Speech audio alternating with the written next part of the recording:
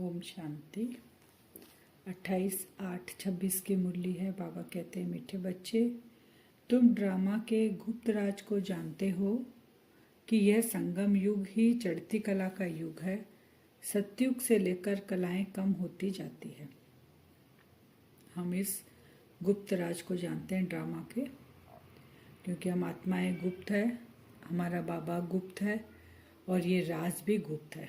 तो हम बच्चे क्या जानते हैं कि संगम पर बाबा आए हैं, हम चढ़ती कला में जा रहे हैं और सतयुग से लेकर कलाएं फिर कम होती जाती है। सतयुग के बाद त्रेता द्वापर कलयुग में कम होते होते आज हम यहाँ पर पहुँच गए हैं। फिर बाबा आते हैं हमें चढ़ती कला में ले जाने। प्रश्न है, सबसे उत्तम सेवा कौन सी है और वह सेवा कौन करता है? उत्तम सेवा कौन सी है और कौन करता है? भारत को स्वर्ग बनाना, रंग को राव बनाना, पतित को पावन बनाना, यह है सबसे उत्तम सेवा। कौन सी सेवा? भारत जो नर्क है अभी, उसको स्वर्ग बनाना। दूसरा, जो रंक गरीब है उनको राव बनाना, और जो पतित आत्माएं बन गई है उनको पावन बनाना। यह सबसे उत्तम सेवा है। अब ऐसी सेवा एक बाप के सिवाय और कोई भी नहीं कर सकता है। ये सेवा बेहद की है, तो ये मनुष्य आत्मा तो कर भी नहीं सकती, क्योंकि मनुष्य आत्मा तो खुद पतित बन गई है। तो पावन बनाने के लिए किसी को आना पड़ेगा, तो वो है हम आत्माओं का पिता। तो बाप ने ऐसी महान सेवा की है, तब तो बच्चे उनकी इज्जत करते हैं। सबसे पहले सोमनाथ का मंदिर बनाकर उनकी पूजा करते हैं। सोमनाथ का मंदिर बनाते हैं। बाबा कहते हैं उसके अंदर इतना, क्योंकि फर्स्ट पूजा जब हम द्वापर युग में उतरती कला में आते हैं, द्वापर युग में हम जो देवकुल की आत्माएं हैं, क्योंकि उन आत्मा के अंदर वो संस्कार है। बाबा उनको इस संगम युग पर आकर पतित से पावन बनाया था, इसीलिए फिर उनका रिगार्ड रखते हैं और सबसे पहले सोमनाथ का मंदिर बनाते हैं अपने पिता का। लेकिन उनका स्वरूप कैसा था, क्या था, वो नहीं पता, क्योंकि द्वापर युग में हम आत्माभिमानी से देह में आ जाते हैं, देह का भान आ जाता है, इसलिए सोमनाथ का मंदिर भी फिर वैसा बनाते हैं लिंग के रूप में। हम उसमें इतना सोने हीरे जवाहरात सब उसमें लगाते हैं। गीत है, आखिर वह दिन आया आज। कौन सा दिन? जिसका हम इंतजार कर रहे थे कि मेरा पिता आएगा और हमें वापस चढ़ती कला में ले जाएगा। ओम शांति। मीठे मीठे रूहानी बच्चों ने यह गीत सुना। जैसे आत्मा गुप्त है और शरीर प्रत्यक्ष है। आत्मा इन आंखों से देखने में नहीं आती है, इनकॉग्निटो है, यानी गुप्त है जरूर, परंतु इस शरीर से ढकी हुई है, इसलिए कहा जाता है आत्मा गुप्त है। बाबा ने कितने अच्छे से क्लियर किया कि हम आत्मा जो है अभी गुप्त है इस शरीर में, उसको कोई नहीं पहचान सकता। ये दो आंखों से वो नहीं दिखती है, उसके लिए तीसरा नेत्र चाहिए, दिव्य चक्षु, जिससे हम आत्मा को पहचानते हैं, और वह दिव्य चक्षु परमात्मा के सिवाय कोई नहीं दे सकता है। तो आत्मा गुप्त है। आत्मा खुद कहती है मैं निराकार हूँ, यहाँ साकार में आकर गुप्त बनी हूँ। आत्माओं की निराकारी दुनिया है, वहाँ तो गुप्त की बात नहीं। आत्मा जब असली स्वरूप में रहती है परम धाम में, तो वहाँ गुप्त की बात नहीं, वहाँ सारी आत्माएं अपने पिता के साथ रहती हैं। लेकिन जब शरीर में आती है तो वो गुप्त हो जाती है और शरीर प्रत्यक्ष हो जाता है। तो परम पिता परमात्मा भी वहाँ रहते हैं, उनको कहा जाता है सुप्रीम। ऊंचते ऊंच आत्मा, परे ते परे रहने वाला है परम पिता परमात्मा। बाप कहते हैं जैसे तुम गुप्त हो, मुझे भी गुप्त आना पड़े। अब बाबा यहाँ पर आते हैं तो बाबा इतने साधारण तन में आते हैं कि कोई उनको पहचानता ही नहीं। जैसे बच्चे यहाँ पर रहते हैं शरीर के साथ, तो बाबा को भी शरीर का आधार लेना पड़ता है।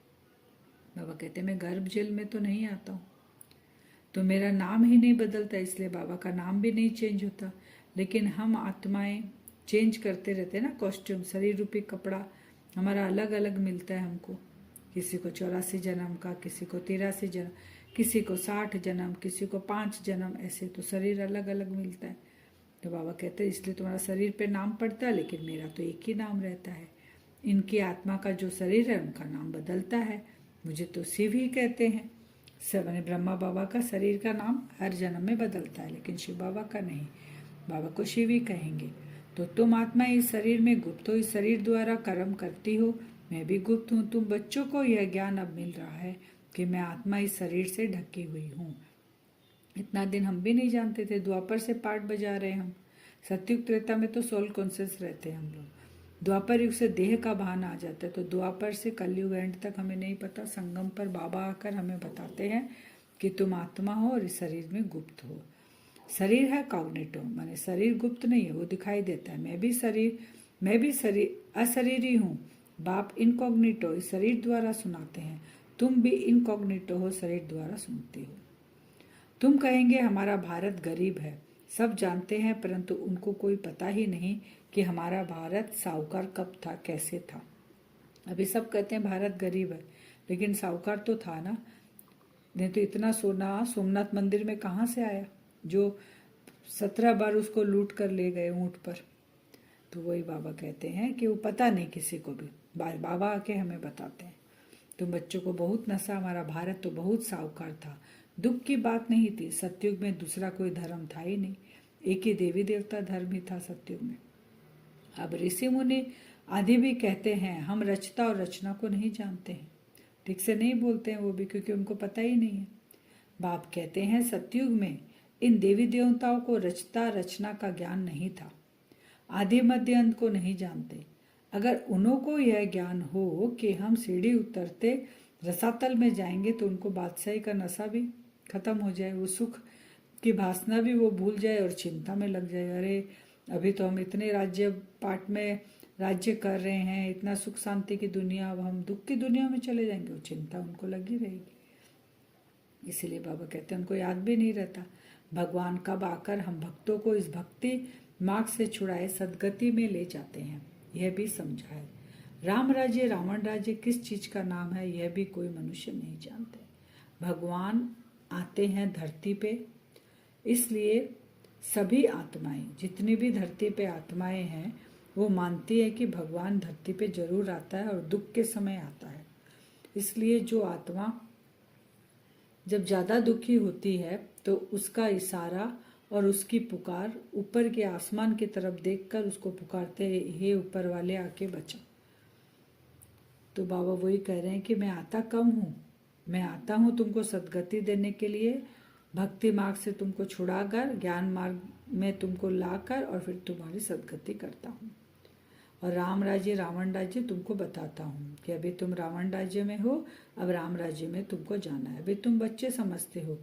बाबा फिर से आ गया इस शरीर में, माने ब्रह्मा के शरीर में बाबा आया। हर कल्प में बाबा आते ना, कल्प के संगम युगे बाबा आता है। शिव जयंती भी इसलिए हम मनाते हैं, शिव जरूर आते हैं। ऐसे भी नहीं कहते कि श्री कृष्ण के तन में आता हूँ, नहीं।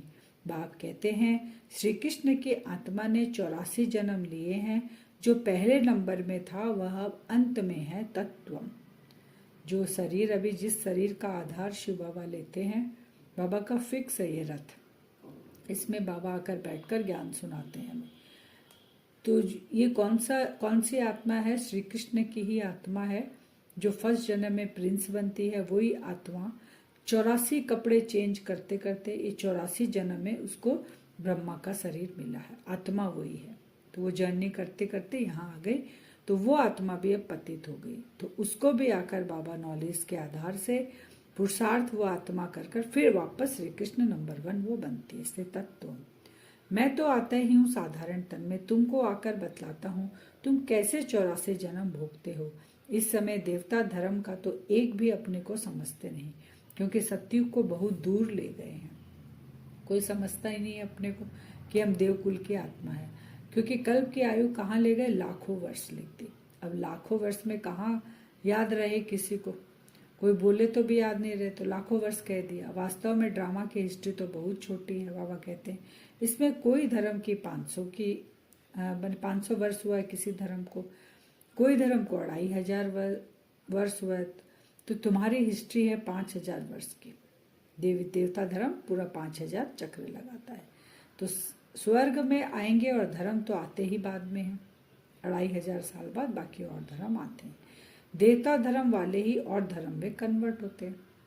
जो देवकुल की आत्मा है वो ऊपर से जब नीचे आ गई सतयुग में, तो वही आत्मा फिर त्रेता में जाती है, वही आत्मा पाठ बजाती रहेगी ना, फिर वो द्वापर में जाती है, फिर और धर्म में कन्वर्ट हो जाती है, अपने धर्म को भूल गई, फिर वापस उस धर्म से वो निकल कर आती है। तो ड्रामा अनुसार फिर भी ऐसे ही कन्वर्ट हो जाएंगे, फिर अपने अपने धर्म में लौट कर आएंगे, वापस फिर आएगी वो आत्माएं, क्योंकि वो संस्कार उसमें है।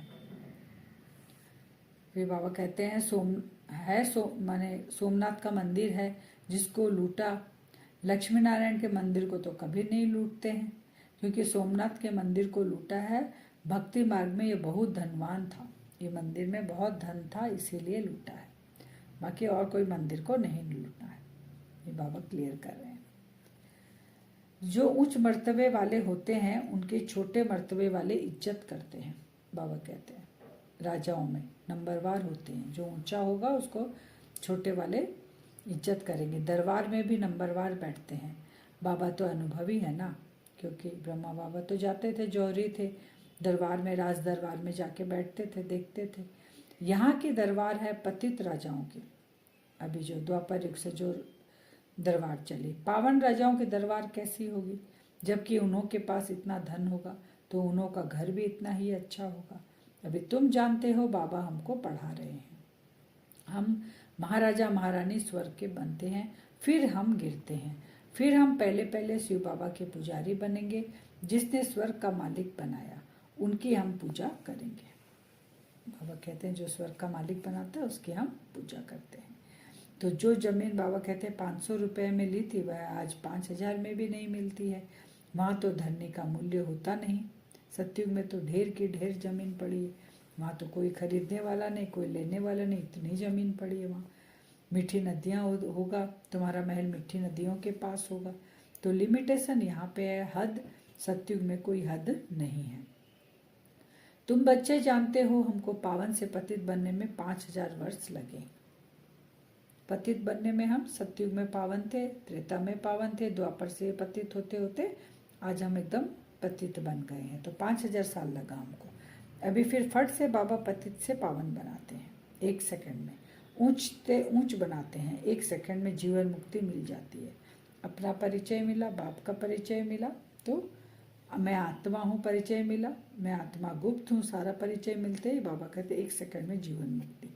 कहते हैं बाबा हम आपके हैं, बाप कहते हैं बच्चे तुम विश्व के मालिक हो।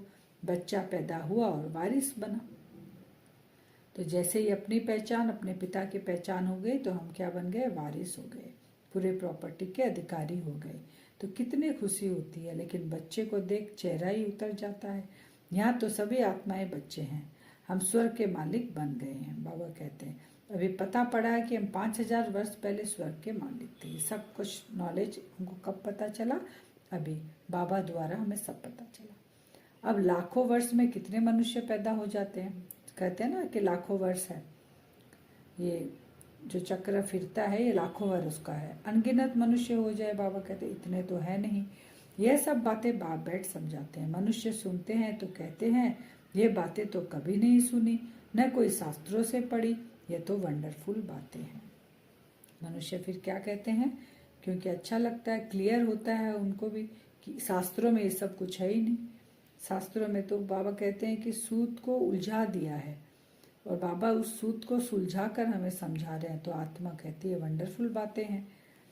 तुम्हारे लिए तो फिर भी 84 जन्म कहते हैं, बाबा कहते हैं तुमको तो 84 जन्म फिर भी कहते हैं, लेकिन मेरे लिए क्या कहते हैं, बाबा के लिए क्या कहते हैं कि इनके तो अनगिनत है, बेशुमार जन्म है इनका, तो ये तो कण कण में है, बस जिधर देखता हूँ तू ही तू, कृष्ण ही कृष्ण।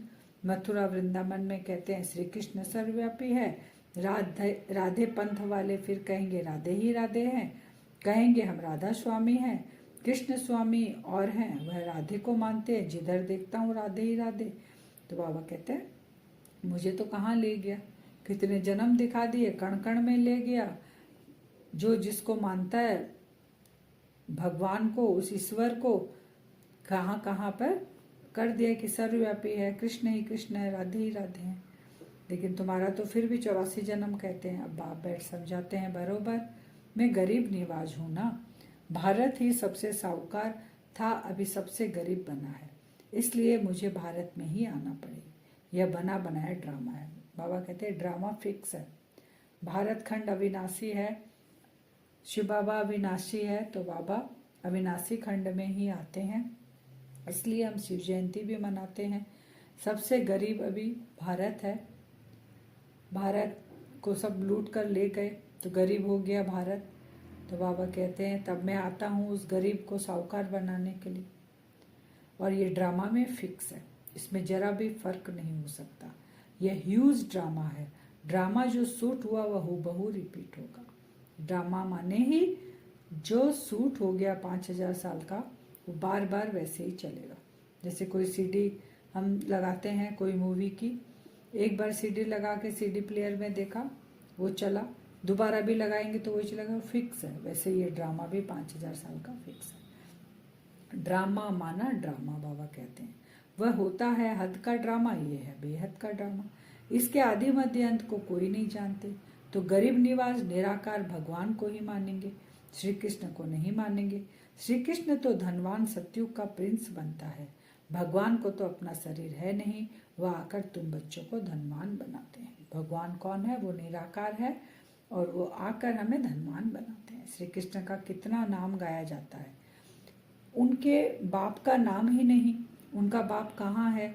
जरूर राजा का बच्चा होगा ना, वहाँ बड़े राजा के घर में जन्म होता है, परंतु वह पतित राजा होने के कारण उनका नाम थोड़े ही होगा। श्री कृष्ण जब है तब थोड़े पतित भी रहते हैं। बाबा ने कहा श्री कृष्ण का जन्म कब होगा? एक तरफ बाबा कहते हैं हाहाकार, एक तरफ जय जयकार, इस संगम के एकदम अंत में ही होगा। तो उस समय कुछ पतित मनुष्य भी रहेंगे। तो बाबा कहते हैं श्री कृष्ण का जन्म, उनके पिता जो रहेंगे तो वो पतित आत्मा ही रहेगी, लेकिन उनके योग बल से इतनी पावरफुल आत्मा जन्म लेगी। इसलिए बाबा कहते हैं नाम वाला किसका है? श्री कृष्ण का। वो सतो प्रधान आत्मा है, सतयुग का पहला प्रिंस है। और जब वो राजगद्दी पे बैठते हैं, अपना राज्य ले लेते हैं, तभी उनका संवत शुरू होता है 111। लक्ष्मी नारायण से संवत शुरू होता है जब स्वयंवर होता है। तुम पूरा हिसाब लिखते हो, इनका राज्य इतना समय, फिर इनका इतना समय, तो मनुष्य समझेंगे यह तो कल की आयु बड़ी हो ही नहीं सकती। 5000 वर्ष का पूरा हिसाब है। जब पूरा बताएंगे कि 4 भाग है, 4 युग है, इतने वर्ष के हैं, तो फिर बाबा कहते हैं उनको भी क्लियर होगा। अब आज का वरदान है अधिकारीपन की स्मृति द्वारा सर्व शक्तियों को अनुभव करने वाले प्राप्ति स्वरूप भाव। कौन सी स्मृति रहे? अधिकार। हमारा अधिकार किस पर है? सर्व शक्तियों पर। क्यों है? क्योंकि सर्व शक्तियों का दाता वो शिव बाबा मेरा है, वो मेरा पिता है। तो ऐसा अगर अधिकारीपन की स्मृति हमारी रही तो हमको सारी प्राप्ति होगी। यदि बुद्धि का संबंध सदा एक बाप से लगा हुआ रहे तो सर्व शक्तियों का वर्षा अधिकार के रूप में प्राप्त होता है। जो अधिकारी समझकर हर कर्म करते हैं उन्हें कहने व संकल्प में भी मांगने की आवश्यकता नहीं रहती, क्योंकि भक्ति में बहुत मांगा ना, तो वो संस्कार पड़ा हुआ था आत्मा में। लेकिन अब प्रैक्टिकल में हमारा पिता मिल गया तो अब मांगने की जरूरत नहीं, अब अधिकार है। यह अधिकारीपन की स्मृति ही सर्व शक्तियों की प्राप्ति का अनुभव कराती है। तो नशा रहे कि सर्व शक्तियां हमारा जन्म सिद्ध अधिकार है। अधिकारी बन करके चलो तो अधीनता समाप्त हो जाएगी। स्लोगन है स्वयं के साथ साथ प्रकृति को भी पावन बनाना है तो संपूर्ण लगाव मुक्त बनो। हमको अपने साथ क्या करना है? सारी प्रकृति, 5 तत्वों को पावन बनाना है, लेकिन उसके लिए किसी के साथ लगाव नहीं हो। अव्यक्त सारे अपवित्रता के बीज को भी समाप्त कर संपूर्ण स्वच्छ बनो। अगर पवित्रता का नियम पक्का है तो लगाव मुक्त, ईर्ष्या और क्रोध से भी मुक्त बनो। पवित्रता अगर पक्का है हमारा तो छोटे छोटे जो आते हैं ना, ईर्ष्या क्रोध मुक्त, सबसे मुक्त, चिड़चिड़ापन भी ना हो। यह भी लगाव नहीं रखो कि यह होना ही चाहिए। स्वार्थ या ईर्ष्या के वश कोई बात कहेंगे और वही पूरी नहीं होगी तो क्रोध पैदा होगा। अब एक अंश का भी अगर आ जाता है तो वंश शुरू हो जाता है विकारों का। तो वही बाबा कहते हैं ईर्ष्या का वश कोई बात आई, अब क्रोध आया। इसलिए पवित्रता के पिलर को पक्का करो, तो ये पिलर लाइट हाउस का काम करेगा। अब हम योग करेंगे वरदान से। अपने आप को देखेंगे भ्रकुटी सिंहासन पर। मैं आत्मा चमक रही हूँ।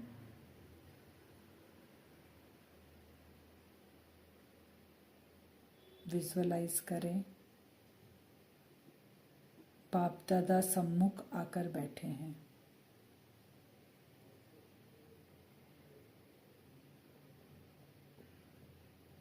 मैं आत्मा भ्रकुटी सिंहासन पर बैठी हूँ। इस शरीर में मैं आत्मा गुप्त हूँ। वैसे ही सामने बाप दादा को देखें। ब्रह्मा तन में, शिव बाबा भ्रकुटी में बैठे हैं। शिव बाबा भी गुप्त हैं। बाबा ने मुझे तिलक लगाया।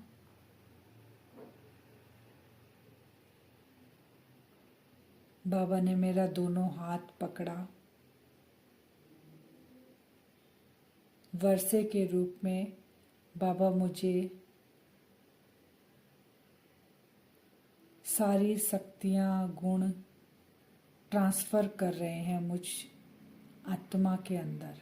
विजुअलाइज करते रहें।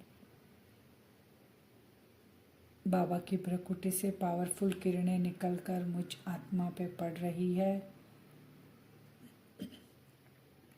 बाप दादा मेरा हाथ पकड़े हैं। बाबा मुझे विल कर रहे हैं सारा वर्षा। मैं बाबा का सपूत बच्चा हूँ। उस पावरफुल स्टेज में बाबा को निहारें और दृष्टि लेते रहें। बाबा से सारी शक्तियाँ मेरे अंदर प्रवेश कर रही है।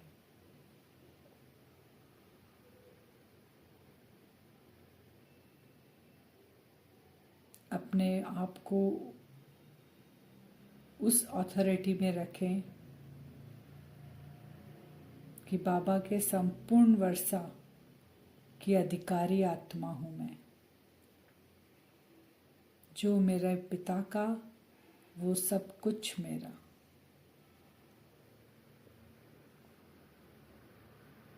पावरफुल स्थिति में स्थित रहें और सर्व शक्तियों की प्राप्ति का अनुभव करें। बाबा का दोनों हाथ आपके हाथ में। पावरफुल दृष्टि बाबा दे रहे हैं। मुझ आत्मा का ये जन्म सिद्ध अधिकार है। मैं मालिक हूँ अपने पिता की प्रॉपर्टी का। उसका सब कुछ मेरा है। अपने आप को ऊंची स्थिति में स्थित कर कर रखें। मैं अधिकारी आत्मा हूँ जिसे दुनिया खोज रही है। मैं उसका बच्चा हूँ।